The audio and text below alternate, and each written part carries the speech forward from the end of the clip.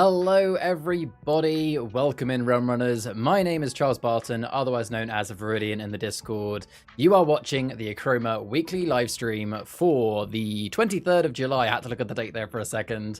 Welcome in one and all. I hope you're doing well. Let's start by saying hello to everybody in the chats. So the question that I started by asking you guys at the start of this stream was, which character type from Draco Temple would you want to be and why? So just a little bit of fun interaction. It might also give us some indications of what people might potentially play in future role-playing game sessions. So firstly, welcome in Fairy Bread. Straight away coming in with Darnacusk. Flying around would be so cool. Yeah, being a dragon would be awesome. Welcome in Lewis. Welcome in Heron. Welcome in Sarah. So Heron said, got to be a dragon as well. Sarah wants to be a Mononoke, so like Nue, which is very interesting. Any particular reason why you want to be a Mononoke, Sarah? I mean, an awesome choice, because they're awesome characters, but I'm interested to know any reason why. Lewis says, I'd like to be a Drake so I can be pure evil. Fair enough, fair enough. You want to help the Drake uprising and have them have their moment in power. Understood, understood. Welcome in, Rich. Good to see you.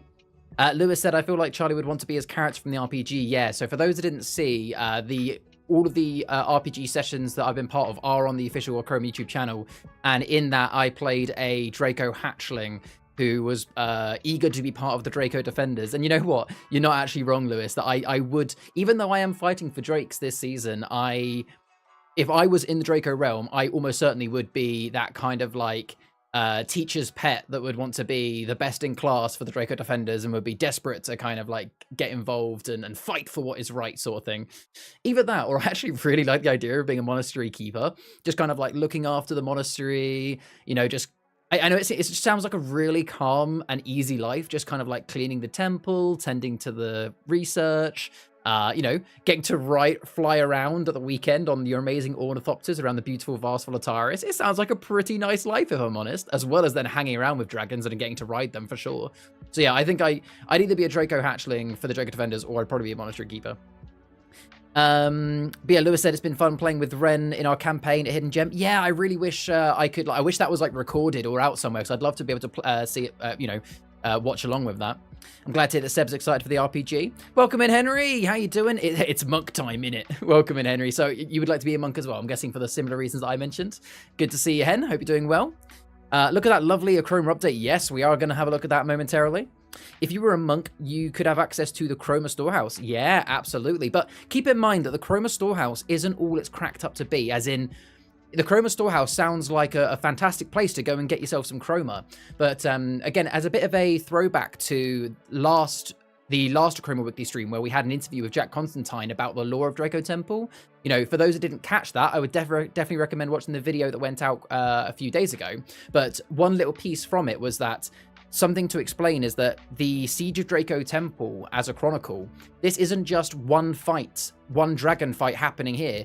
This is like the last bastion of the dragons. This isn't, you know, what's been happening precursors to Draco Temple has been a massive battle, and now this is it, the last stand. So that Chroma Storehouse, it's not just, hey, that's our, you know, that's not just, hey, a nice little place to store Chroma. That is it. What is in the Chroma Storehouse is the last reserves of Chroma for the dragons, because they're not getting a replenishment of Chroma due to the Corrupted Portal being out of duty because of the Drakes. So that Chroma Storehouse, yeah, it's lovely. Yeah, slurp up all that Chroma, but that's it. That's the reserves. When it's gone, it's gone. So the dragons are in a bit of a tense situation right now. What else have we got? Mononoke to protect the lost fairies. Oh, that's nice. I like that. I like that. What happens if you drink all of the Draco Temple's Chroma? Well, then there'll be no more Chroma left. The dragons will all be drained of whatever Chroma they have left by the Drakes, and they will all turn into statues like the Entombed Elders, because when a dragon loses all their Chroma, they turn into a stone statue. That is what would happen. Maybe that's what's going to happen if Achroma wins the event. Who knows? Anyway, so welcome in one and all. For those that are new to the Achroma Weekly stream, to the right-hand side, you can see how this all works. So in a moment, we're going to start by going through the Achroma news, events, and previews, where we talk about all the news over the last couple of weeks. Normally, it would be weekly, but we did take last Sunday off. So we'll have a couple of weeks worth of news. We'll talk about all of the events that are coming in the next few months, and we've got quite a few to discuss, actually. And we also try and bring you some previews of which today I've got one preview for you, although I think it's quite a cool one. And then In the middle of the stream, we will then have what we call the Realm Table segment. So for this, we have 2 guests in the community that are going to be joining me today, and we're going to be discussing a topic. The topic we're going to be discussing today is we're going to be having a look at some of the legendary cards that are not really being used very much in games commonly, and we're going to have a bit of a theory craft as a stream for what sort of palettes could we potentially build them into that might make them quite fun and competitive to play with. So just kind of like bring some attention to some of the cards that aren't getting as much love. And then, as always, we like to end the stream by shining the light back on you guys in the community with the community showcase. And this is where I will be showing off the amazing fan art we've had in the last few weeks, some of the cool palettes that have been created, and some of the amazing creator content that has been shared. So, with that in mind, my name is Charles Barton. Welcome to the Achroma Weekly Stream for the 23rd of July 2023. Let's get started with the Achroma news, events, and previews. Starting with a big Kickstarter update. So for those that aren't aware, every week we talk about the Kickstarter because a few months ago we ran one, and until we deliver all of those products to the backers, I like to make sure we are keeping you guys up to date with what's going on. Now, for some of you, this won't be news because this is a summary of the last 2 weeks of news. About a week ago, we posted a huge Kickstarter update underneath the updates section of our Kickstarter campaign. So if you back the Kickstarter, you should have received an email, and hopefully you've clicked on it and you've had a read. If you haven't, or maybe you didn't know about it, then make sure to check out the Kickstarter website, search for Achroma, and check out the most recent updates. Now, I'm not going to go through every single bit of it on the stream today because it is a very lengthy update, but I will do a quick rundown of which products are still yet to be fulfilled, what is the current ETA that we are aiming for, and a quick word on what's going on with them. So we are still looking to get the Achroma merch to you guys. So we've already received multiple samples and we're pretty pleased with the quality. The next step is to dedicate some time to finishing the designs and getting them made. Our current ETA is going to be September. Now keep in mind that we are trying to reach that date. It doesn't guarantee it, but we've been relatively good with our ETAs in the past. So ETA roughly September. There is the drawstring bag. We initially got a couple of designs of these and we were pretty happy with them straight away. So we're now just finalizing which design we want to go with and getting it sent out. Again, September is the date we're looking for. As for the Achroma role-playing dice that came with the stretch goal, now we did receive some initial samples to which we weren't too happy with them. We were worried that the colors on the side might potentially rub off over time. So we're currently exploring other potential routes to get dice that are the quality that we expect, whilst also meeting our sustainability targets. And then obviously we'll get them ordered and sent out ASAP. We are unable to really predict a time at this point because we are really into the unknown of which company we're going to go with, what are their turnaround times like, so we can't really give an ETA, but keep in mind we still are aiming to do it ASAP. We've also got posters that are due to come out as well. Now, our posters are actually printed in-house, and for a long time, our printer has essentially been out of commission. Now we've recently upgraded the store, which we'll talk more about in a moment. We are now looking to get the printer up and running again and get those posters printed ASAP and sent out to you. The current ETA for that is August, so potentially in the next few weeks, next sort of like week to 4 weeks, those should be coming for those that have posters on order. We also have the metal pins. These kind of the enamel pins that are going to be different characters. Again, these were a stretch goal. So we got some initial samples and we were very, very happy with them. Again, all we're doing now is finalizing designs and getting them sent off. You can see there's a common theme here that what most of the products need is just to finish the designs and get them sent off, which I appreciate is easier said than done, but keep in mind, we're still a very small team and our priority is always on new sets of cards. So it's one of those things that have taken a little bit of a backseat, but we are actively working towards them. For the pins, the estimated date again is August, so hopefully that should be in the next sort of 5 weeks. Is one of the pins going to be an upside down funguar? So the pins are, we're still sticking to what we originally said with the pins, in which we are going to be, we're going to be creating a set amount of designs. It's not going to be every character. It will be some of the main characters and locations and spells and stuff like that. It might even just be characters. And we will send them off to get created. And then each of the Kickstarter backers that got these stretch goals will get 2 random pins. One of them almost certainly will be Funguar. Whether it's upside down Funguar, the one that turns upside down, which by the way, he's actually not on me at the moment. I took him off because this went through the wash. I believe it's still the case that it might be an upside down Funguar. I don't know if they've fixed that, or we might be able to edit that. I'm not too sure, but it is quite funny to think about. What have we got in the chat so far? I hope that beard guy isn't there this week. Oh, is that me? Klaus Love needed. He's a great and can beat Raiders. Yeah, Klaus is good. Klaus is good. I need all the Copper Joss pins. Yeah, I'm sure there's going to be some people trading. What if there's an excess paint pots that one? That would look cool. Yeah, that would look very cool. Again, I can't disclose at this point what designs have been chosen, if any, and nothing is currently off the table. The next product is the beta document for the Achroma role-playing game. So I know that many of you have already received the alpha version of the role-playing game. I can tell you the beta is actively being worked on, and we did a few tests recently in the last few weeks that went very well. It is literally a case of just kind of dotting the I's, crossing the T's to finish that document. So we aim to get the beta document to you guys again in August. For those that already have the alpha document, you won't see too many changes. It's more just, a few, it'll be a slightly different restructure. The document has been worded better so that it kind of flows a bit nicer to read, and a few of the core rules have changed based on feedback.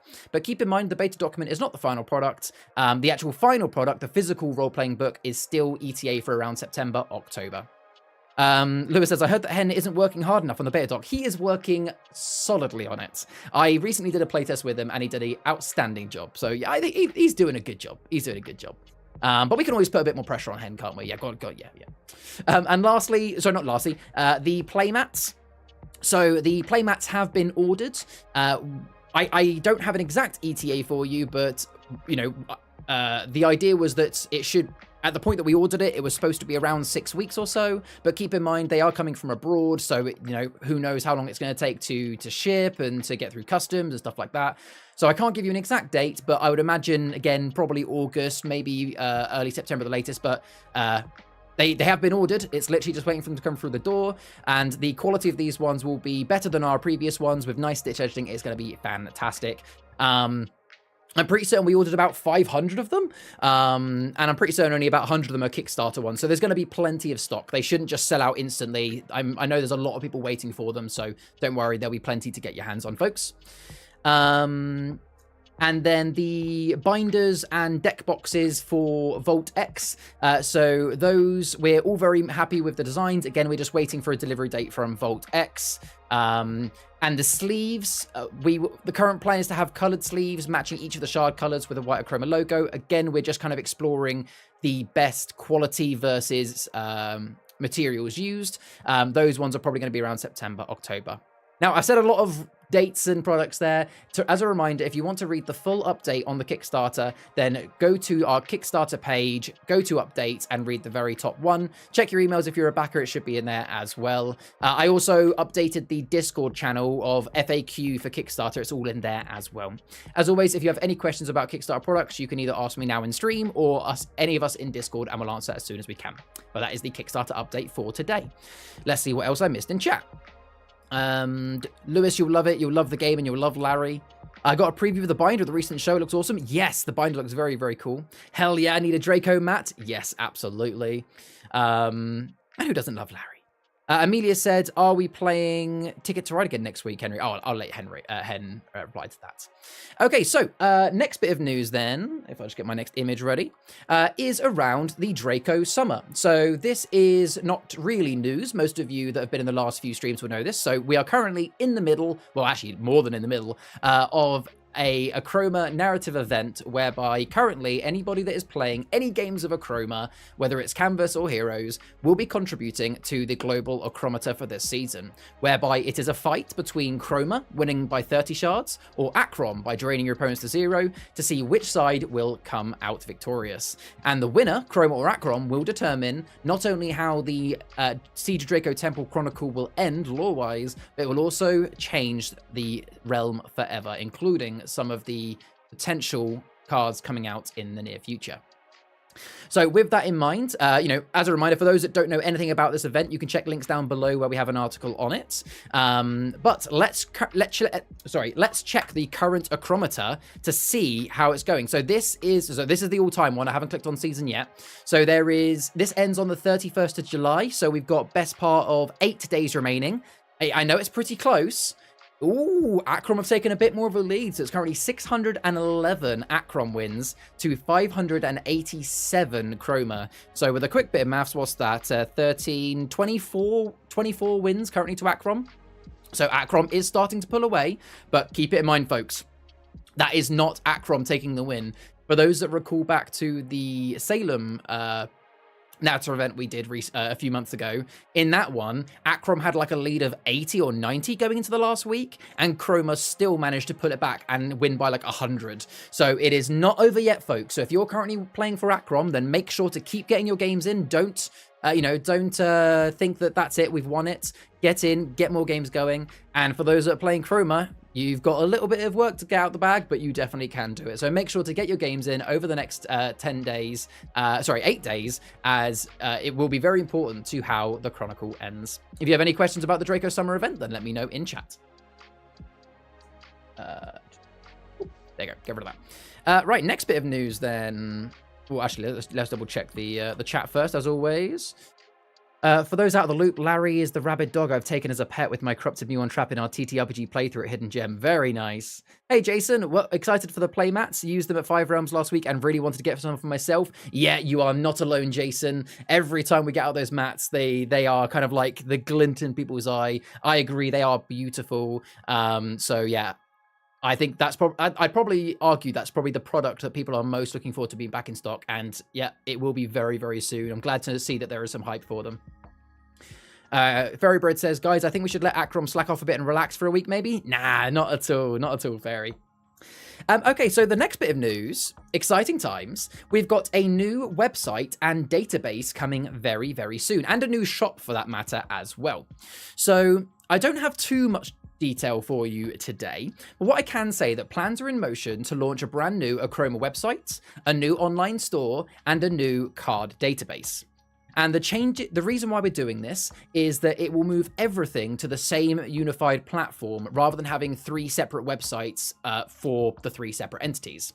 This will mean that we can have more integration between the 3, improved functionality, and some new features. Now, not only will the changes make fixing issues quicker and easier, it's also another step closer to having everything connected and accessible within your Achroma account as well. The change will also open the doors to some other features, such as a palette builder that's integrated into your Achroma card collection, and a web view of your Achroma account, so you don't always have to check it on the mobile. I appreciate that we've had lots of feedback on the database and the website and the shop over the last sort of 6 months. All of the feedback has been heard, and you'll see a lot of those changes and fixes made when the new website, database, and shop comes out. The reason I'm telling you this now and not just waiting till it does come out is I just wanted to be very transparent that I respect that with the current shop, the current website, and the current database, there are a few things that people have been waiting to be changed. But the reason why they haven't been changed is because we're working on, there's no point in making too many changes to what we have now if very soon it's basically going in the bin anyway. So thank you very much for everyone's patience so far, but as soon as this comes out, you're going to have a much, much better and smoother experience with Achroma, with some amazing features coming out. So definitely good to look forward to. In terms of when it's coming out, I don't have an exact date other than it's being worked on, and it should be out very, very soon indeed. So the next bit of news is around Achroma YouTube, as always. So we've had 2 weeks since the last Achroma weekly stream, and we've had 2 new videos gone live. If you haven't already checked it out, we did have the Faction Spotlight come out for the Occultists, which is a 10-minute video that goes through everything you need to know about the faction, the Occultist Alliance from Salem Planum, Curse of Curdle Hill. So if you've not already checked that out, then definitely do. Even if you think you know everything about the Occultist, there might be some bits in the lore there that you may not have known before. It also gives some good, helpful hints and tips to new players as to how to play that palette out of the box. Definitely check it out. It is obviously on our YouTube channel. And the other video that went out, which was a couple of days ago. Now, for those that caught it live on the weekly stream, you probably don't need to watch it. But for those that didn't, this is a video that's been taken from the live stream, which was my interview with co-creator of Achroma, Jack Constantine, where he tells us more about the lore of the Siege of Draco Temple, going all the way back to its origins. It's really good insight to the Siege of Draco Temple, so definitely worth a watch if you didn't catch it in the previous live stream. And as always, folks, I wouldn't be doing my job at this point in the stream if I didn't ask you guys to make sure that you like the stream if you've not already, and hit subscribe if you've not already as well to see our videos. We are still a growing YouTube channel and a growing company, so everything you can do to help is really appreciated, and it means you'll get to see all of the content that we post first. So if you haven't already, make sure you do. Thank you. I wouldn't be doing my job if I didn't say it. You know that. So Next bit of news. Lewis says, if they want any free QA testing, I could offer my services. Thank you, Lewis. Ferrybread says, I know everything about the occultist, except why they made Otrix 4 shards in Curdle Cove. That's a good question. I don't know the answer off my head now, if I'm honest. So the next bit of the news is around the Dexter's Dragon Riders. So this is a weekly event down at the Five Realms Gaming Lounge down in Poole that happens Saturdays from 10:30 until 12:30. Now, we've mentioned it a couple of times on the stream before, but since the last couple of weekly streams, we've now had 2 of the Dexter's Dragon Rider sessions happen. So for those who don't know, you can see most of the details on the poster on the screen. So it is a Achroma Kids Club that is held down at the store in Poole. The admission fee, as you can see, is £4, and half of that money goes towards Dexter's Arc Charity, which is a children's cancer charity. The kids that come in for the event, they will get a booklet to fill in detailing their Dragon Rider name. They will choose their dragon and take a Dragon Rider oath. And kids can also collect stickers each week and take part in some really creative activities. Sarah Jane has said in the stream, kids loved it the last few weeks. It's just a really nice way to introduce kids to Achroma, get them involved in the actual lore and backstory, and get them doing some creative activities on a Saturday morning. So if you live in or around Poole or can make the journey down and you have some kids that want to join, then absolutely come down to the Five Realms Gaming Lounge, 10:30 till 12:30 on Saturdays, every Saturday. But do keep an eye on the website as well, sorry, the Facebook as well, in case there's any changes, but it should pretty much always be those times. Yeah, it's very cool. Now, I know that one of the biggest bits of feedback we've had is there are many, many adults that actually want to get involved. This has been heard, and we are looking at ways that we can make sure that anything that comes to Dragon Riders will also come to adults as well. I don't have any details on that now, but keep in mind, we are aware that lots of you want to be Dragon Riders, and we can make something work. So keep your ears to the wall for that, because stuff will be coming in the future. She was beaten and defeated at Curdle Hill, and that was an effect on the occultist. Oh, okay, yeah, fair enough. Darth, my friend ordered a crochet book for me that contains dragons. My thoughts are flooding. Ooh, very nice, Darth. And yeah, maybe because Oxford has been weakened since the occultist fell. That is very true. Hen, have you made a Dragon Rider name, Hen? Considering I know you have been there helping run it. Welcome in, Lord Maiden. Is there a live stream event planned for the 19th of August? There is indeed, Lord. I will talk about that momentarily in the stream because that's quite a special one. Some of you have already noticed it on the YouTube channel. We are going to be talking about that momentarily, so I'll answer that in a bit, Lord. Welcome in. Hope you're doing well. So the next bit of news is around the launch of our new shop, the Five Realms Gaming Lounge. So if you guys are on any of our social medias, then this probably isn't news to you because we have been making sure it is shouted at the rooftops. Because for those who didn't know, what was the Achroma store down in Poole has now been completely revamped, and we're calling it the Five Realms Gaming Lounge. It is no longer the Achroma store. It's not solely Achroma. It is the Five Realms Gaming Lounge. It's its own separate entity to Achroma. So let me give you guys a bit of an introduction to what the Five Realms Gaming Lounge is and everything you can expect, with a few photos to go along. So firstly, opening times. So this is down in Poole, so you can Google it and find it. So these are the regular opening times: Monday 10 till 9. On Tuesday it will be closed. Wednesday through Saturday it's 10 till 9 p.m. and Sunday 10 until 4. Now keep in mind that due to staffing levels, sickness, stuff like that, you know, closures could happen. I highly recommend that you follow the Facebook page for the Five Realms, which is linked down below, and keep an eye on the Discord, and we'll make sure to try and be transparent with the community if for whatever reason there are any days that we need to close early or close at all. But otherwise, you can expect those are the times we will be open. In terms of some of the events that we'll be running, so this is a poster of what's happening in July. So I appreciate we are actually about to come to the end of July, so a lot of it's actually a bit behind. But this, I'm not going to read through it all because most of these days are in the past, but this gives you an idea of the type of events we will be running. So you can see here we're running Pokemon events, Warhammer, Achroma, Magic the Gathering, Dexter's Dragon Riders, board games. You know, this is not just the Achroma store anymore. So no matter what type of card game you play, no matter what type of board game or role-playing game you play, come down to the Five Realms Gaming Lounge and you can use that space for you and your friends to play your games. And there are also plenty of stuff to do. So there is obviously lots of friendly staff there ready to look after you when you go in. And there is a lovely helping of fresh tea, coffee, sandwiches that are made fresh there, and snacks and drinks and stuff. So, you know, even if you live locally and you want to come there for your lunch break, you want to come there for a light dinner or a snack one day and play some games, it is the perfect opportunity to. Thank you very much, Lewis, for the nice comment of the sandwich names are amazing. Yes, I did. I wish I could say I had some hand in them, but no, the names are really cool. But yeah, so you can come down and play board games. So we have a stack of games that you can see here. These are all, at the moment, they are completely free to play. You can come in, go to this, pick up a game, and play with your friends. You know, it might change over time, but currently I can say it's completely free to come in, pick up a game, and just have some fun. And if you then play, you know, if you don't know how to play a game, we have staff members that have played the games who can help run it with you, or they don't mind jumping in and playing it with you, as you can see here with this lovely picture of Chris Hillman teaching some people Azul. And our stock has changed as well. We no longer just sell Achroma cards. We also now sell all of the games that you can play in store. So if you play one of our games, or if you play one of the games out on display and you go, you know what, I really like that, you can purchase it in store. And as you can see, we're also now stocking things like Magic the Gathering, Pokemon, One Piece card game, as well as many other things, including Achroma. Because yes, of course, we still sell Achroma cards. We are still the largest stockist of Achroma cards. So definitely still come down if you want to play Achroma games. And unsurprisingly, there's still going to be many Achroma events happening there as well. So really, it's just been a massive upgrade. It's not that we're doing anything less Achroma, it's just that we now do many other things as well. But yeah, what we're saying in chat, I was being useful. I was making... any new faces that come in this week? Very nice, Hen. I'm glad you're doing okay, Lords. Welcome in, Idol. It's another week, another Achroma stream. Hey, welcome in, buddy. When I come down for the cube, I'd be happy to play some other games or some normal canvas Achroma. Brilliant, Fairy. That's the spirit. Absolutely. Come down and feel encouraged to play anything you want.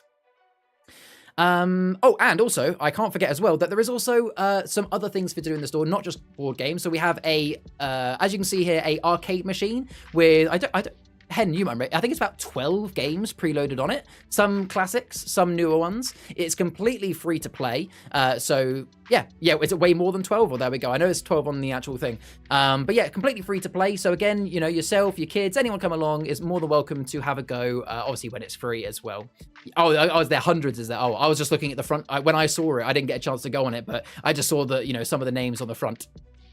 And we also have some really nice comfy sofas now in front of the TVs as well, where you can play our Nintendo Switch with a few preloaded games as well. So there's just so much to do. Definitely come and check out the Five Realms Gaming Lounge in Poole, Dorset. If you have any questions about it, you can ask me in stream, ask us in Discord, or check out the official Facebook page, which is linked down below. So the next bit of news, I don't actually have an image for this next one. Zelda, that's a good question, actually. I don't know if Zelda is playable on it, but I will find out for you. I know there's Mario Kart on there, and I think there's Smash Bros. I don't know if Zelda is, but we'll find out. So yeah, the next bit of news I don't have an image for, but I will have a quick discussion. And some of you in the inner community knew that we were doing this, but in case anyone was wondering why there wasn't a live stream last week, so all of the Realm Runner Studios team, including everybody that works for Achroma, we went on a bit of a work retreat. So for 3 days, Sunday through to Tuesday this week, we all went on a retreat, went to a lovely estate where we had some barbecues, you know, hung out as a team, built rapport, and critically, on the second and third day, we had some group meetings where, for the first time in a while, we were able to come together as a full team and really discuss everything that we are, everything that we hope to be, all of the feedback that we're getting from the community, and really just come together and really align what we want to do with Realm Runner Studios, which includes everything with Achroma. Now, although I'm not going to disclose on stream today, you know, what all those meetings were and everything that was said, as obviously that is, you know, that is confidential. All I will say is that the reason I'm telling you this is it's a really, I hope that you guys in the community will take this as a positive, because us, you know, it gave us an opportunity to discuss all the community's feedback. So although I'm not going to go through what that feedback was, lots of the regular topics that come up in the community were discussed at length and how we can best approach these. We've together come up with some really good ideas for stuff in the future. I wish I could disclose it all on stream, but some of the things that we've got prepared for you over the next sort of 12 months is really exciting. I cannot stress enough. So yeah, it's a really successful few days where it's kind of kickstarting us as a team to do good by you guys for the next 12 months. Very exciting times. And it was just really nice to hang out with everybody. Time to beat up Charlie until he tells us. Well, I'm not coming down to pool ever again now. I wonder who would win at Smash Bros. Tournament. That's a good question, actually. That's a good question. Lord said, if not, I have the first one I can donate. Oh, that is potentially very kind. Feel free to speak with Chillman in the Discord. He might take you up on that. They were slacking off and playing games. Oh, I mean, we did on the first day. There's at least 200 games on the machine. It's great. Brilliant. Thank you, Jason. So yes, that was the Realm Runner Retreat. A couple of bits more news before we move on to the events. So firstly, for those that haven't seen it on our social medias, we are running a special offer until the 31st of July, so only for another 8 days, where on our store or at the Five Realms Gaming store or online, if you purchase any Achroma Unlimited Edition palette, you can then purchase a Achroma expansion palette for 50% off. So as you can see pictured there, if you wanted to get a Warriors of Wishwell, let's say the Brascavi Raiders palette, that will cost you £20 as usual, but then you'd be able to get the Yana expansion for a tenner, so half price. So for £30, you're essentially getting what normally would be £40 worth of cards. So it's a good 25% off, really, when you actually consider like the entire price. It's pretty good. So if you're looking to increase the amount of cards you've got, maybe start to maybe if you've been wanting to get into the expansion cards, but you're thinking I'm not really sure if I want to, this is a really good opportunity to bolster your collection and get your first expansion box for a good discount. And that is until the 31st of July in store and online. As always, we still have the Draco Summer offer, which is until the end of the season. So this is until the end of October. Yeah, no, September, till the end of September. Months. Until the end of September, if you spend £30 or more online in our store before any discounts are applied, you will also get a Draco Summer promo card added to your basket. And while stocks last, obviously, 1,200 copies that are there. And that's all of the news. That is all of the news. Now, moving on to the events. We actually have quite a few events to talk about today, so make sure to get your lists out ready to go. So the first event, I'm sorry I don't have a bigger image, unfortunately. The first event is for anybody that is anywhere near the Boards and Swords Hobbies store, which is an official Achroma stockist over in Derby.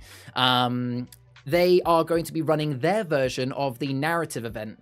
So we did a narrative event at the Five Realms Gaming Lounge a few weeks ago, and unfortunately, Boards and Swords Hobbies weren't able to do that Saturday, but they want to run the event themselves. So considering we're coming into the last week of the narrative event, what better time to get down to Boards and Swords, pick up some of the narrative cards, which will be available there, and play some games of Achroma and fight for your side for this season.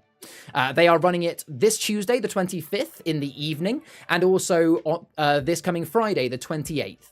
I believe it's 6 p.m. until 10 p.m. and it's free entry. You get a promo card for coming, and you will also be able to play for free with the narrative cards, and you will also be able to purchase them like you have been able to online as well. So that is that event if you are anywhere near Boards and Swords in Derby. The next event to mention is the Five Realms Gaming Lounge. We are hosting on the Saturday, 29th of July, a Curdle Hill and Siege of Draco Temple cube draft day. So I've got a few details about this. I'm just going to read directly from the from our gaming. So we're going to be hosting 2 6-player cube drafts side by side from 11 a.m. to 2 p.m. Then again from 3 p.m. to 6 p.m. So in terms of how an Achroma craft cube works, so each player receives a pack of 10 cards. They select one card and pass the pack to the next person.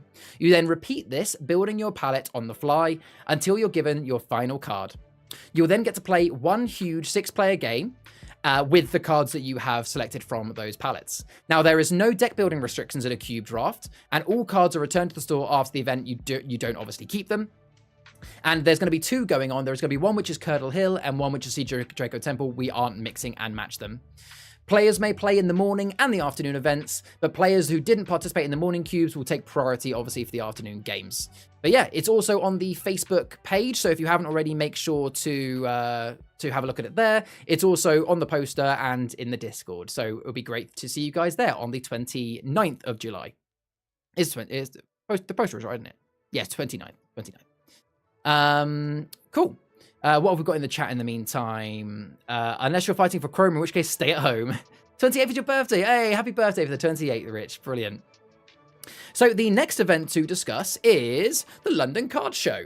So this is on the 5th and 6th of August, happening unsurprisingly in London. You can see there, I took this from their official website. It's at the Sandown Racecourse in London. So this is the London Card Show. I can't tell you too much about it because I don't organise the London Card Show, but you can find the link to the website down below if you want to check it out and buy tickets to it. But Achroma is going to be there. So if you want to come see myself, Chris Hillman, and a few others that are going to be there, play some games with us and potentially pick up some cards and some promo cards, then come down, say hello. We will be there both days, the Saturday and Sunday. It's gonna be fun. Then now the next event is the one I'm excited for. Some of you have already seen this online, but it is the Achroma 24-hour charity live stream. I am really pleased to be able to do this for you guys. I'm really excited. So what's going to be happening is, I haven't got a date on the screen, but I can tell you it is on Saturday the 19th to the Sunday the 20th of August. So I'm going to be starting at 6 p.m. on Saturday the 19th. So it's going to start in the evening. And essentially, I'm going to be streaming for actually 26 hours. It's actually going to be a bit longer than 24 hours. Because what I'm going to do is I'm going to stream from 6 p.m. Saturday until 6 p.m. Sunday with the charity stream. And then I'm going to be very tired for it. But I'm then going to do 2 more hours where we do the Achroma weekly stream. So, you know, this time in a month's time, I will have done the 24 hours and then we will do the news. I'm probably going to be sat there like, yes, here's the news for this week. Listen up, folks. But yeah, it's going to be really fun. So in terms of what the charity stream is for, so it's going to be raising funds for Alice's Ark, which is a children's charity in memory of Dexter, Master of Dragons, so otherwise known as Dexter's Ark. So we're going to be raising money for him. Now, in terms of how we raise money, I'll tell you more about that when we get closer to the event, but unsurprisingly, it's going to be things like donations and purchasing Dexter cards. Now, you might be asking, what am I going to do on stream for 24 hours? Great question. I asked it myself. So we've already got a schedule planned. I'm not going to release it all today, but some of the things you can be expecting is we're going to be doing community tier lists. So for some of you that know me from Foul Play Gaming, my previous channel, on that, I did previously like a tier list video.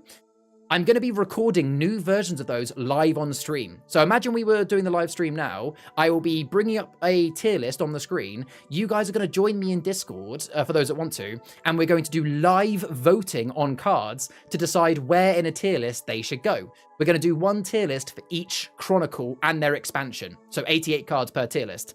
Then, obviously, this will be just very fun to do. It'll also be very useful for new players to be able to kind of get an idea of which cards are where in the current meta. So yeah, that's going to be really fun. We're going to do 4 of those. We have Achroma team interviews. I believe I've got 3 interviews lined up for you. I won't disclose who yet. We are going to do some adventure game playthroughs. We're going to do some giveaways. And unsurprisingly, we're going to do lots of Achroma games as well. There'll be plenty of time to get you guys in the community playing with me in Discord on stream, keeping me awake and going. I might even do some fan art myself, maybe during the night shift when it gets a bit quiet. I might even get my drawing tablet out and we could do some live fan art or something like that. It's going to be fun. It's going to be really, really fun. But I am going to need your support, folks. I've done many 24-hour streams before, and I have failed some 24-hour streams before when I've done them in the past. And I'll tell you what, the number one thing that helps a streamer get through a 24-hour stream is you guys at home. Having you guys there, supporting me, chatting with me. I appreciate you're not going to be there for the whole 24 hours yourself, but the best you can support would be great. Anyway, more details to come on that in the coming weeks, but definitely one to put in your diaries. It is already on the YouTube channel scheduled, so make sure to go give that a like. Maybe hit the bell to make sure that you get notified for it as well.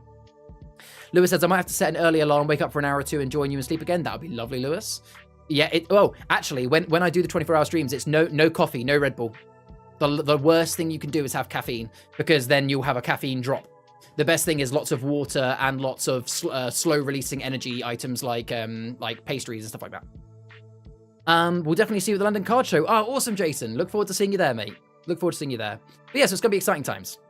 Okay, and then we got one more event to talk about, which is the... Oh, what date is it? So, yeah, sorry, it's not on the screen. It is the 19th and 20th of August, Ferrybread. You can see it. It's already scheduled on the YouTube channel. It's the 19th and 20th of August. That's the Saturday and Sunday. It's starting at 6 p.m. on the Saturday. And then the last event to talk about, we spoke about it in the previous stream, so I'll go through it quite quickly, but it is on the 23rd of September. It will be the Draco Summer Grand Tournament. Tickets aren't on sale yet. We're waiting for the new website and shop, but they will be up very soon to be able to purchase. Lovely. And then before we move to the round table, I did promise you we had one preview for this week. Now, what I have for you this week is actually a bit of a different than usual preview. Normally we'd have like card art and stuff like that, but some of it is still being tweaked, so I don't have anything that we can show you at the moment. But what I do have for you folks is a description of one of the characters that is coming in the next Chronicle. So it's very, very early doors, a very early sneak peek, but I hope you'll enjoy it. So let's have a description of one of the new characters coming in the next Chronicle. So their name is Hurusk. If I'm saying that correctly, I could be saying it wrong. Hurusk is a white-furred fire dragon with lime green eyes and a mane of jade green shards. Hurusk dislikes some of his kind having relationships with humans. So, I'm going to be honest with you folks. I know more than what's been revealed so far about the next Chronicle because I found out some bits at the retreat. And I'm not going to reveal them now because that's not my job too. So I'm not going to confirm or deny everything. But there are definitely some key words in there that give some big hints towards the setting and some of the types of characters you might be seeing. So yeah, so Lewis says, yeah, we're in a cold mountainous area, I expect then. Rich says, ooh, I like that. Yeah, it's pretty cool, isn't it? It's pretty cool. Now, you know, as we do get closer to the next release, the plan is to give you guys some more previews of some of the upcoming Chronicles. So we will have some stuff soon, but that's all I've got for you for now. Oh, Lord says Dragon Riders. Interesting. Okay. That could be cool. I guess we might see more green shards in this setting. Yeah, who knows? Okay.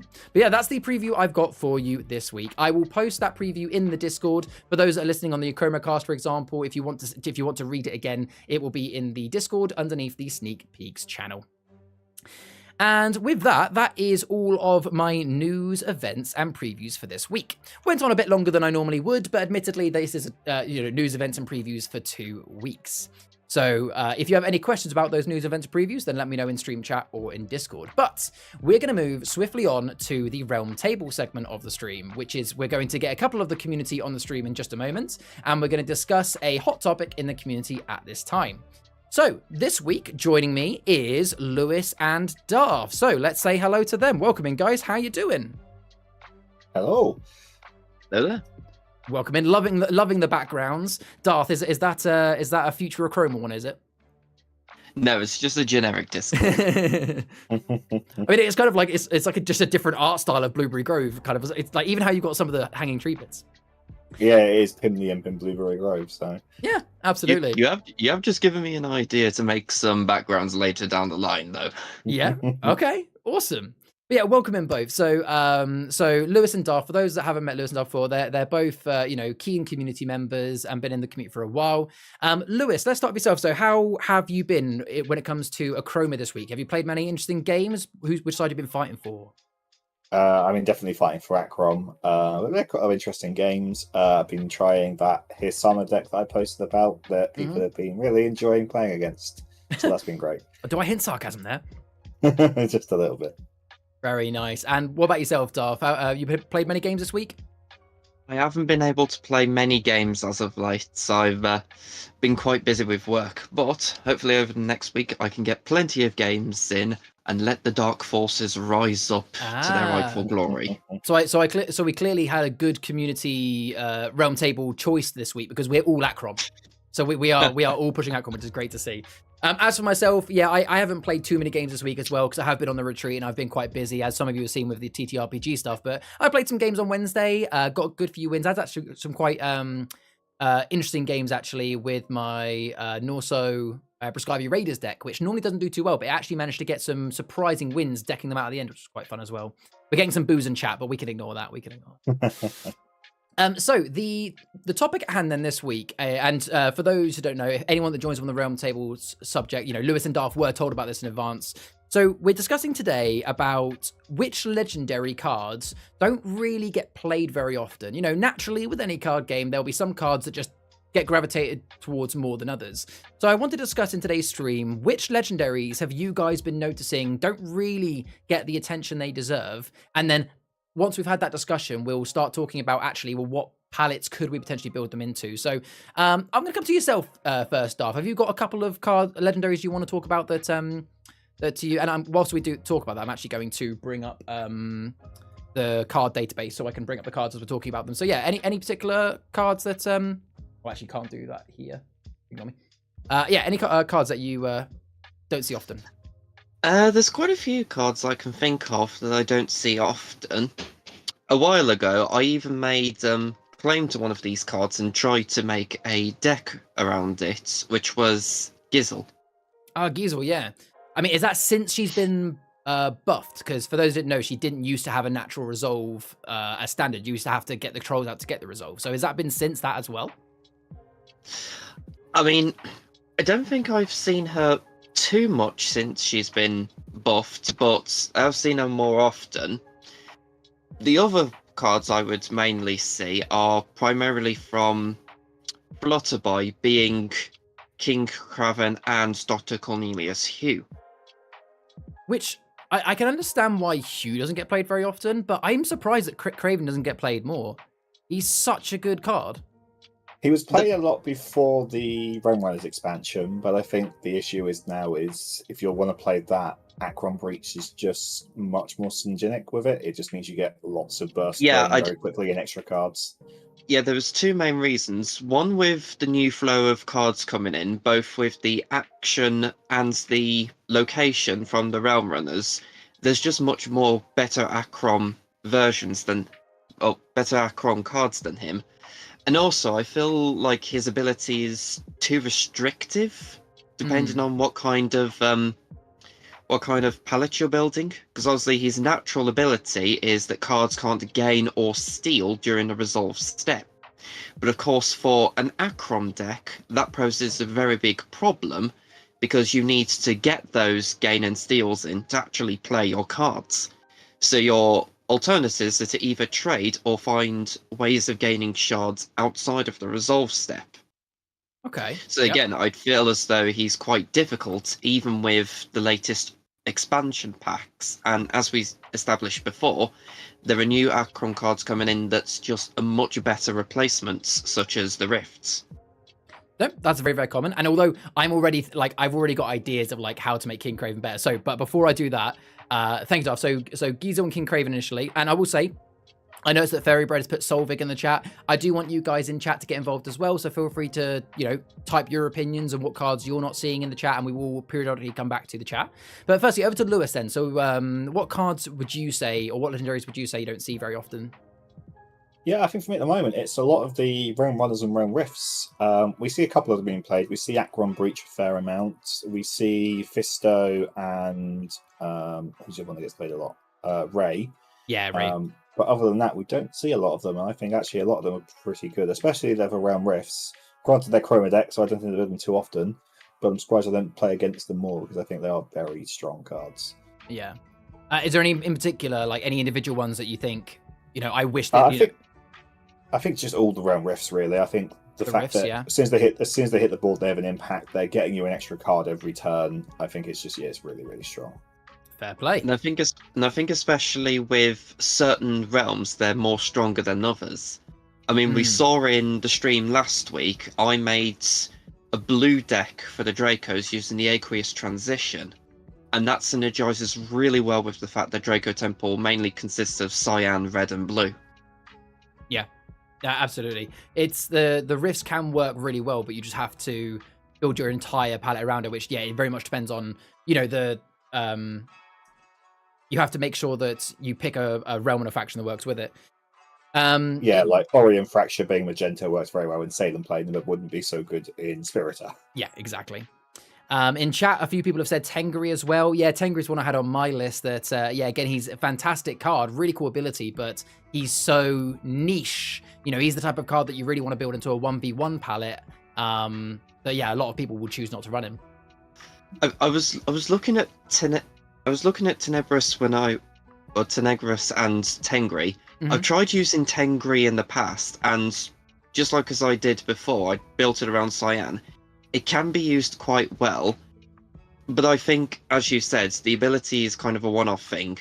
But with it being a 5 strength character and then again 2, I think it balances off enough that it can make way without its ability, but not as much as an impact as other cards in that realm. Yeah, it's kind of in the same place for me as where Hex Clunker was before we had the expansion, whereby because it's only a +2, you know, when you compare it to some of the other legendaries in that specific set, pretty much all of the other legendaries, apart from Entombed Elders, have stronger resolve or stronger kind of potential resolve.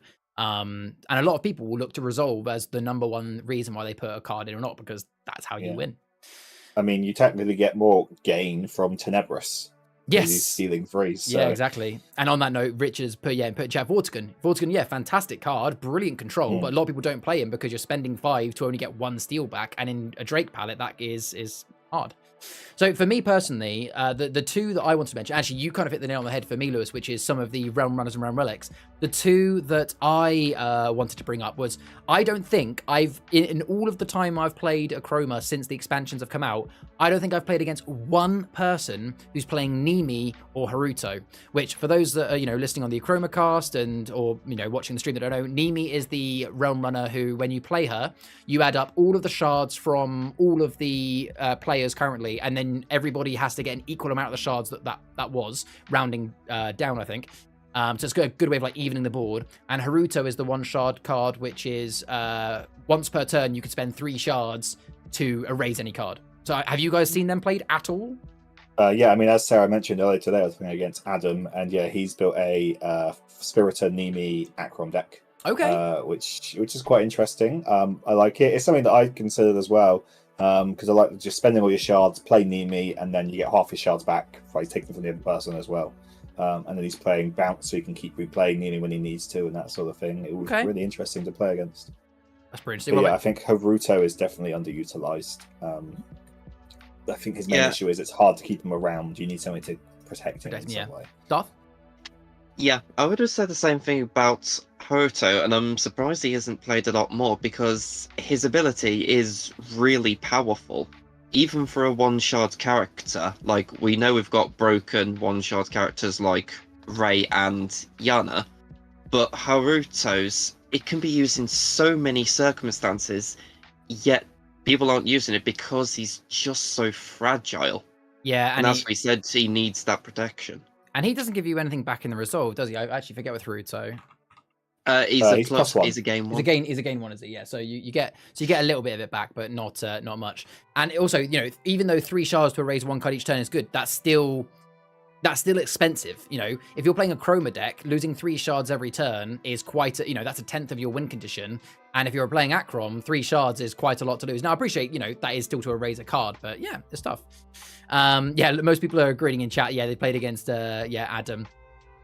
So, okay, so let's taking those 6 particular cards then. So Nimi and Haruto for me, Gizo and King Craven from Darth, and some of the Realm Rifts from yourself, Lewis. Let's now have a bit of let's go through and kind of one by one, as a team of 3 and chat, discuss what, you know, if somebody wanted to build a palette using said cards, what would we recommend they do to make a good deck with them? So, look, Darth, I'll come to you first, considering it was your choice. So, speaking of Giesel first, what would you recommend when building a deck with Giesel that you try and do? Obviously, you have to build it in Norso Realm. Well, for Giesel, her main ability activates upon having 3 or more trolls on the canvas, and it just means that she can't be erased, and during a resolve step, you draw a card. So I think having her built into a trader's deck is quite useful, because if you can get that ability going, with her drawing cards, say you're playing Trader's Lifeline, and other cards that gives you gain upon drawing, that's going to be a lot of gaining coming from it. Of course, it would then have to be a hybrid between both trading and quite a lot of trolls as well, in which case I would put her mainly with the Shield Maidens, just to give everyone that bit of extra protection. Fair enough. Lewis, what about yourself? What would you do with Giesel? I don't know too much about Wishwell. It's probably the realm I know the least about. But yeah, I feel like, to be fair, just having her as a +4 is pretty good. She effectively costs you 2 shards a turn you play her. So I'll probably just build around protecting Giza rather than worrying about the rest of the ability. Yeah, Just if you get the rest of the ability, then that's a nice added bonus. But I think just +4 is very good. yeah. I think I agree. I personally, I built a palette before. Admittedly, it was inspired by Joe.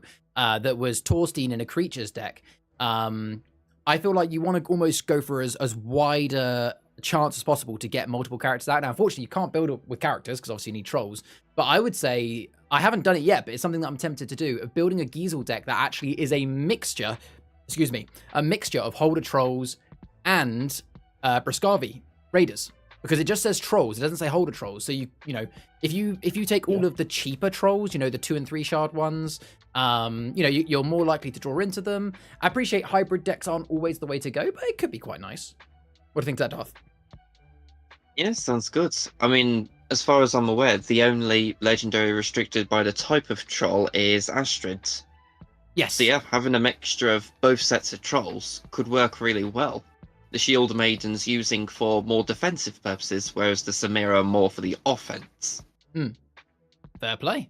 Okay, so there's a little bit of a few tips for people potentially wanting to build with Giesel. Let's move to King Craven next. So I want to start with this one, if that's okay, because I really wanted to say it when you meant pretty well, King Craven. So many of you that knew me before the expansion came out will know that I had a King Craven deck that did really well. Like, it had a really good win rate. Admittedly, only in 1v1s or potentially 3 players. But how I built that was with King Craven, for those who don't know, his ability is that when he's on the canvas, players cannot steal or gain during the resolve step. So you have to, the only way you can get gain is by somehow gaining outside of the resolve step with like, you know, like cards like strength and numbers, or trading.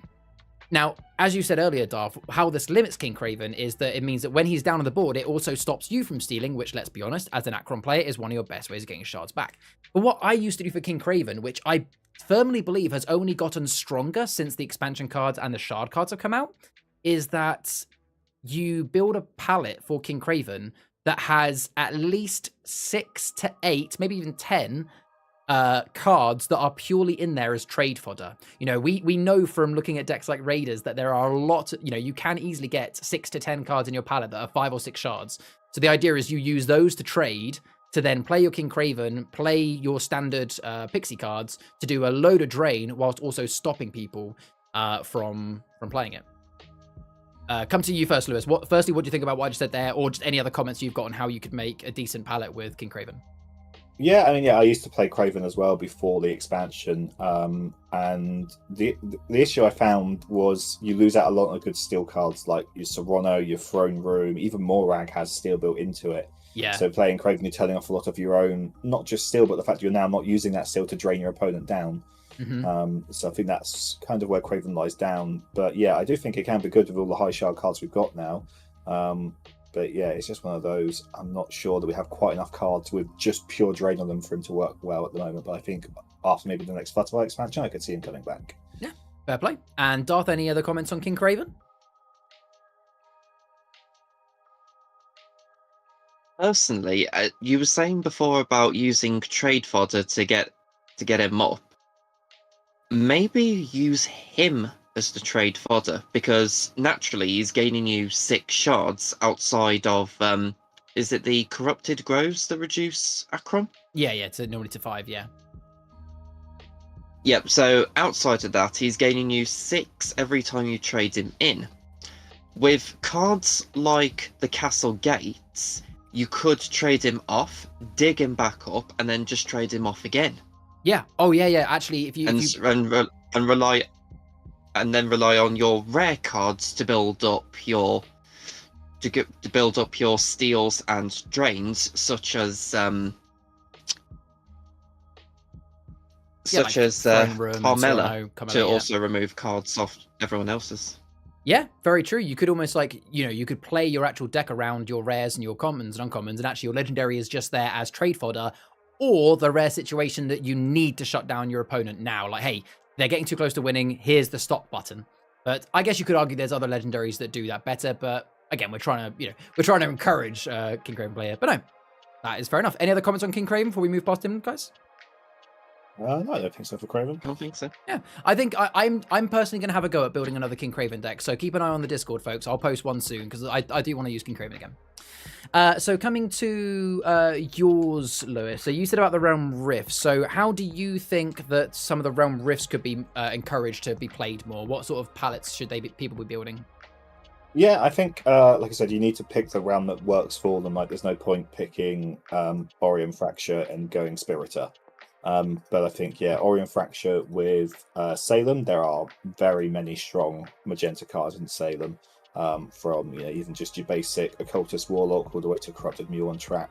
There's very rarely you're going to hit something you don't want to find. Even if you just hit a restock and then draw another 2 cards, it's still a pretty good thing to hit. Yeah. And yeah, you can very quickly get out a lot of game and steal and all that with that and go for. It's probably a Chroma deck at the end of the day. Like it is a plus and it is getting lots of plus, but I think yeah, it can be very strong. Yeah, very true. What about yourself, Darth? With the Realm Rift cards. Of the Realm Rifts, as we said before, if you can build it into a specific realm, it can be really good. Like Flora and Orium can work really well with the Salem Planum. Aqueous, as I said, can work with the Draco. The Achron Breach, I think we saw quite a lot of play at that at the narrative event, especially with one example I could think of with both Orium and Achrom is using them to reveal very limited Achrom and Magenta cards, such as Isadora. Right. If you can get a lot of pink characters, say the Magus Elite, you can play them down, and once Isadora comes to the field, you can put her down, and you've immediately got a load of steel. Yeah, very true. I mean, obviously, if you wanted to build Isadora and a Rift into your... I guess if we're talking about the... no, that's the runes, yeah. You'd have to obviously build that in a heroes deck where you could have multiple legendaries. But again, this is a chat about heroes as well, for that matter. But I guess you could also do that for rares. I guess most of the time when I've been building palettes with the Rifts, I've been doing, as you both mentioned, I've been... I made one using the green one, and I built that into a Curdle deck with loads of green cards. But I guess there's nothing stopping you, actually, from making your legendary Rift something that...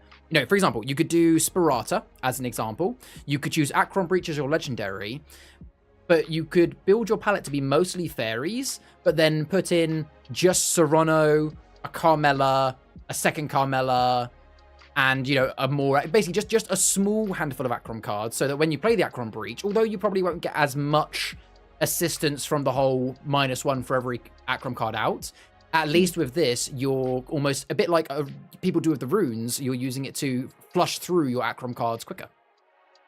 Yeah, and another example, back with Salem, the Achron Breach, and just build a whole deck on the occultists, because with Preferius out, all of those characters are netting him another steal, and you can easily get them into your hand. Again, Absolutely. another shrink of the Draco Temple and Vas Volataris. No, very, very true. So yeah, I think what we're kind of saying there is either, basically you have to be selective with your realm, don't you? So make sure you're picking the realm that has the colors that you're looking for.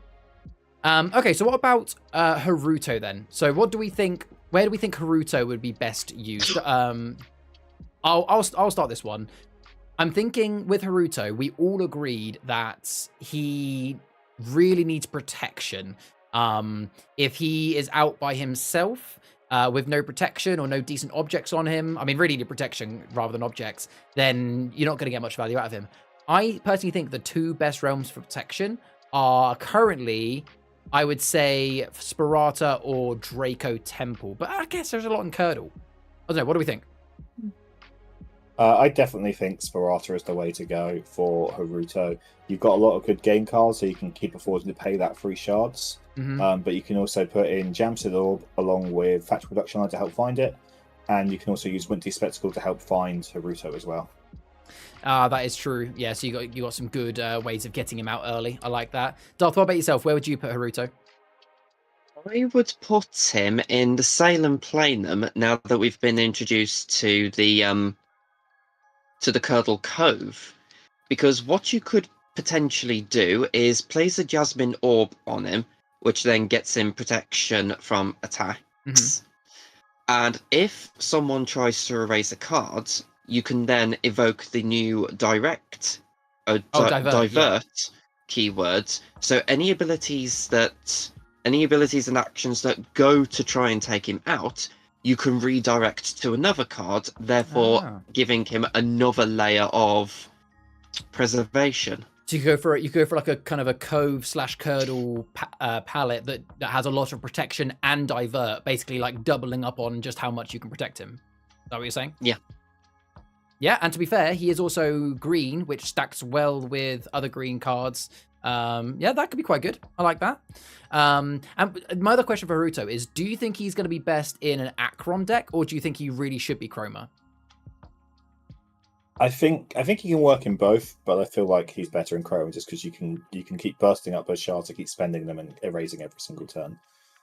You agree? Yeah, I would actually say he'd work better in Achrom because again, it's a stable +1 that you can be using, but also you can use his ability to remove any cards that can be problematic for you, both to another Achrom player or those you think they're gaining more shards, such as those with high steal or cards that are giving prevent, which, let's be honest, is the biggest counterplay to any Achrom player. No, very true. All right, some good stuff there as well. And then moving on to our last one, so Nimi. So Nimi is the one again whereby when you play her, you divvy up, you add up all the current shards and then spread them out evenly between all the players. Now, I'm going to come to you guys because you guys have said you've played against Adam playing it. So tell me a little bit about what Adam's been doing with it, and that might help us to give some tips. Yeah, I think Adam's got it spot on with the way he's done it. It's you play it as a Achrom legendary. You build your deck around draining them down. And just spend all your shards. You play Nimi, you steal half of their shards, and you get half their shards added to your pool. And then basically just keep repeating that until eventually you've got enough drain to kill them in one turn. So is bounce the only? I'm trying to think. Is bounce the only way to get her back safely to your hand? Because there isn't a way to dig. If she goes in the dregs, there's not a way to dig her back, is there? Not No. Yeah. So I was gonna say, other than the Sintomanti Stone, there's no other way in the spirit of playing them because it's mainly the dig is mainly focused with fairies with a few pixies as well. Because that's why I'm also thinking that potentially where she might be good actually, and I know you've been doing this a lot, Lewis. She might actually be quite good in the Draco realm for that reason. If you're doing Achrom for the same reason, I appreciate that you haven't got as much drain. It's a bit harder to do, but then again. Actually, I mean, when you look at it, one of the biggest issues with Drakes currently is your shard management, and actually Nimi would help with that. And actually, removing Tenebris or Vortigern as your legendary doesn't really hurt a Drake deck that much because they're not Drake standard. And because then what you can do is use Draco Graveyard to keep bringing her back, or even Draco's, I think it's Draco's Tear, the object which you dispose and get her back. Yeah. So if you're looking for that repetitive, you haven't got. I mean, not using the bounce is bounce is the best way, isn't it? Play it, get it back in your hand. That's perfect. But I think. I personally think sacrifice. As you said, I think sacrifice can work really well with her. And if you're in a spot where you want to get her as quickly as possible, you could even sacrifice her in order to get her onto the field even quicker. Or even sacrifice her to get her in your dregs so that you can dig for her. Because, it might be that your opponents are cottoning onto this, so they just don't attack her. And, then maybe there's nothing for her to attack, but you sacrifice her to get her into your dregs to dig for her and play her. Lewis, what were you saying? So at that point, you're pushing the initiative. Yes. I was going to say, in that scenario, though, like people that try doing against Asana, if they don't play characters, they're just not advancing their board. So at the same time, they're not really helping themselves out. It's a good deterrent, yeah. I think in Say Them Playing, you've got the 2 revivals you can play to get her back, and as well you could always try pairing her with Detective Raxia and just bouncing her back every single turn with Raxia. Yeah, very true, very true. All right, and then we've got a minute or 2 left, so that's all the ones that we mentioned. Let's talk about some of the ones that chat said. So what came in chat a few times was Tengri. So obviously we have to play him in Draco Realm.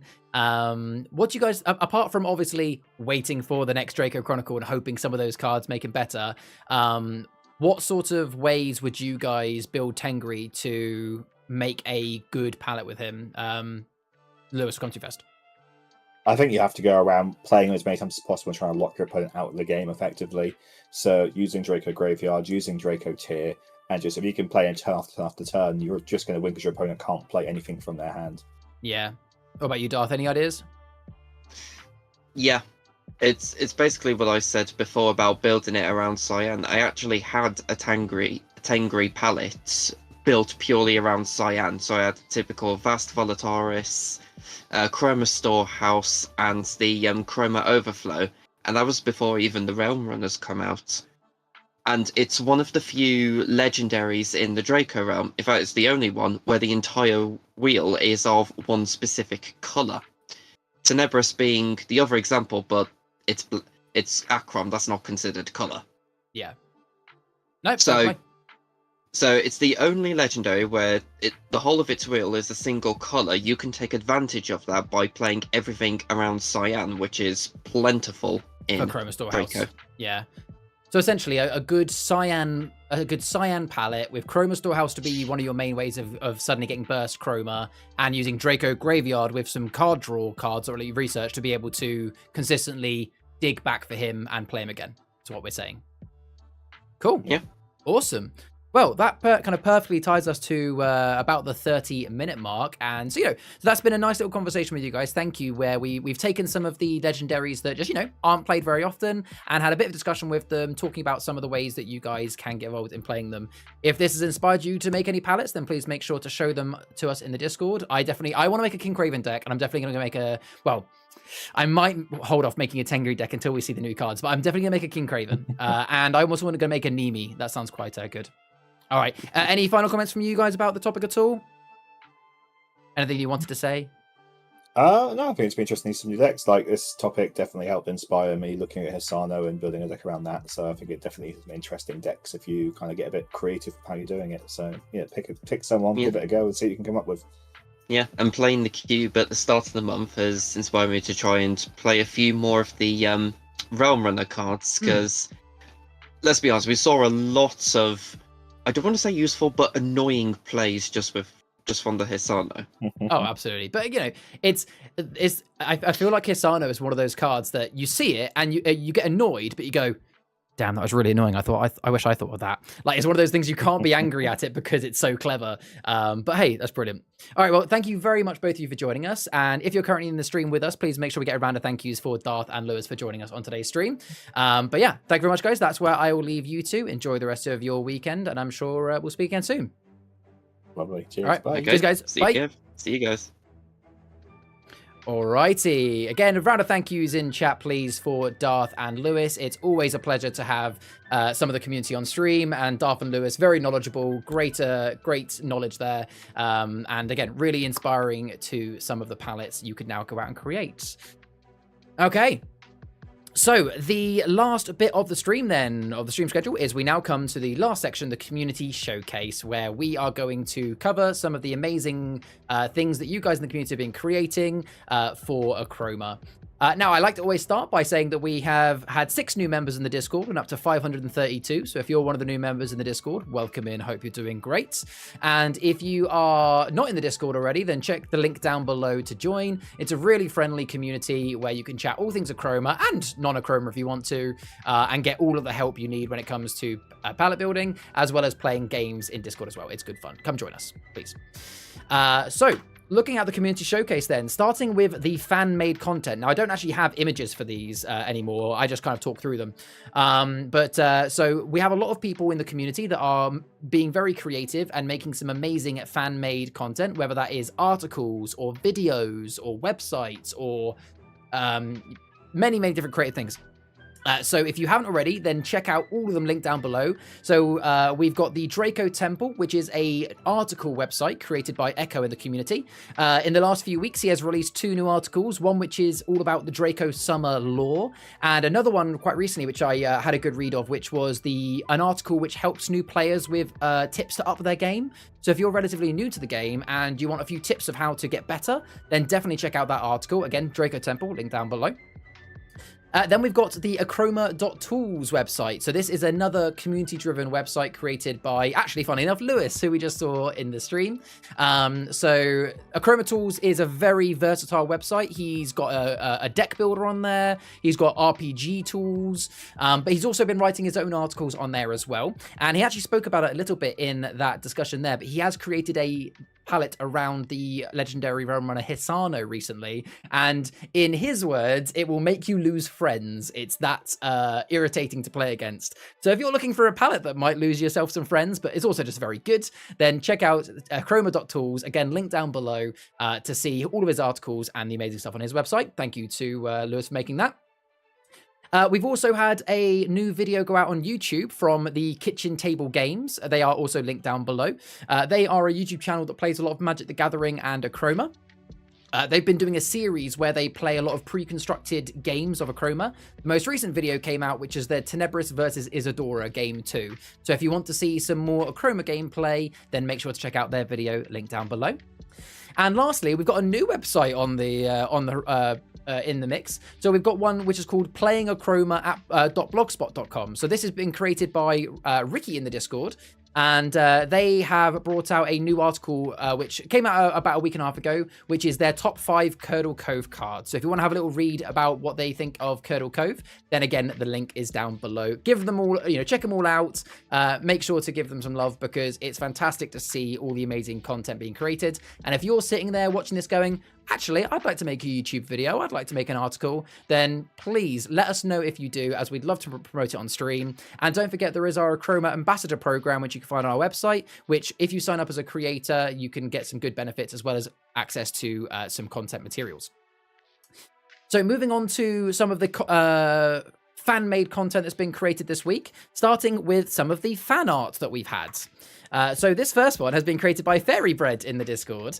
So there's been multiple discussions over the last few weeks about potentially an Achroma cookbook. Now, I should be very clear, this isn't a real product that's being created yet. This is just simply something we've been having fun with in the community. And Fairy Bread has gone ahead and made some really cool potential names and drawings for some Achroma food. So we've got Achroma cookie, fungoir fries, Hulderburger. The text is slightly cut off there, but that is actually Samir salad. I don't think that's what the Samir trolls eat, but hey, maybe. We got the Splat Shake, which I definitely think should be something that we sell in the Five Realms Gaming Lounge.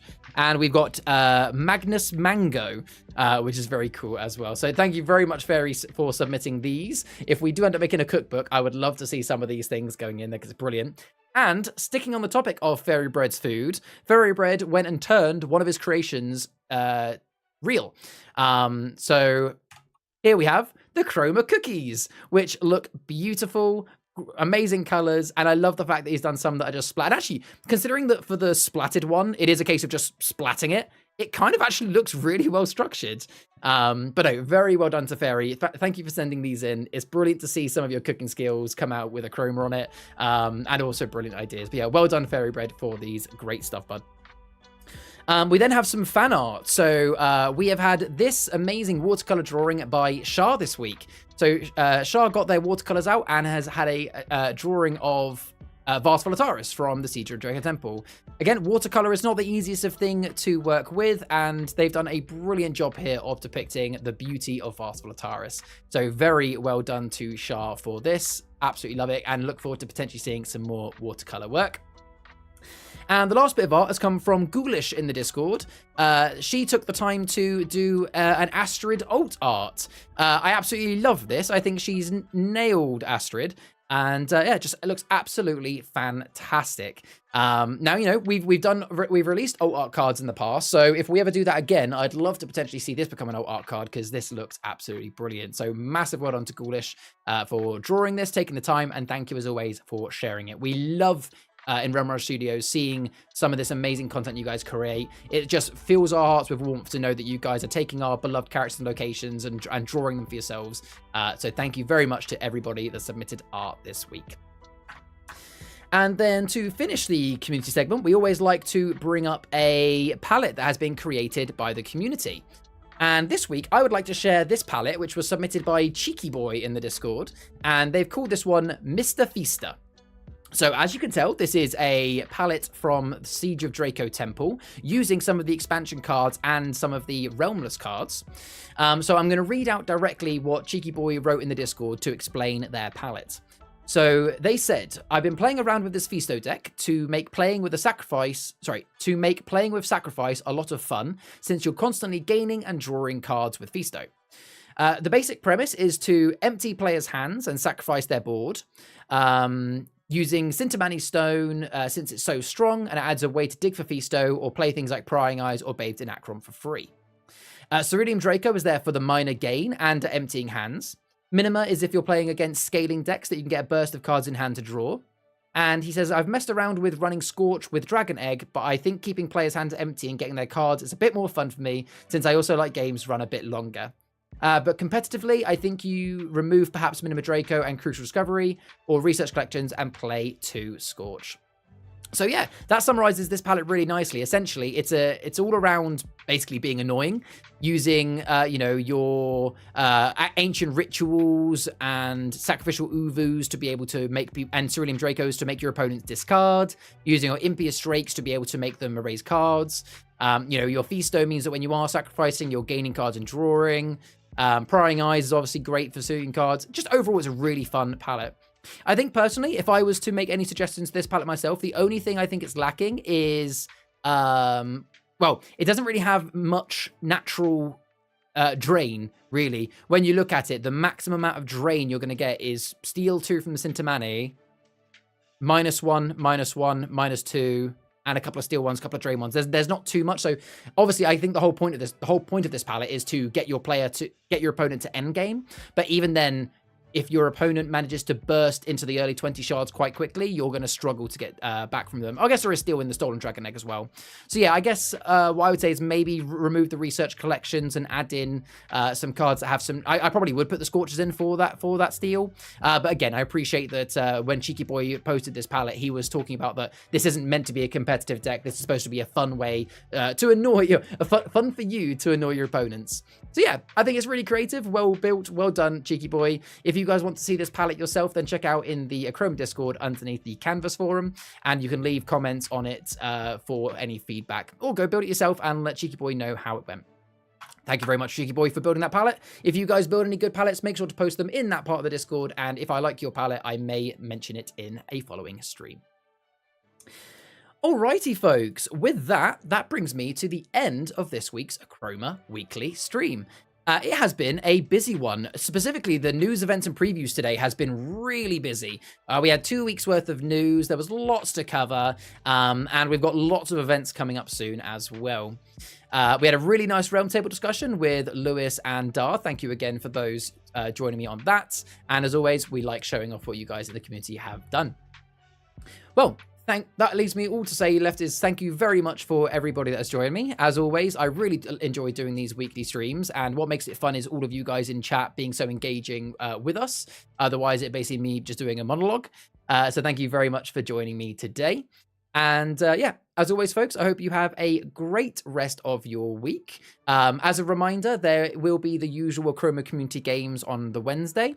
And we are also going to be running some TTRPG sessions in the Discord soon as well. Check out the TTRPG forum to see more about that coming soon. But otherwise, folks, I will see you again this time next Sunday, where we'll have more Achroma weekly news and events and previews for you, and another Roundtable segment. I have been Charles Barton, otherwise known as Rudy in the Discord, and I hope you have a fantastic start to your week. I'll see you there, folks. Thank you, Rich. Thank you, Lord. See you again, folks.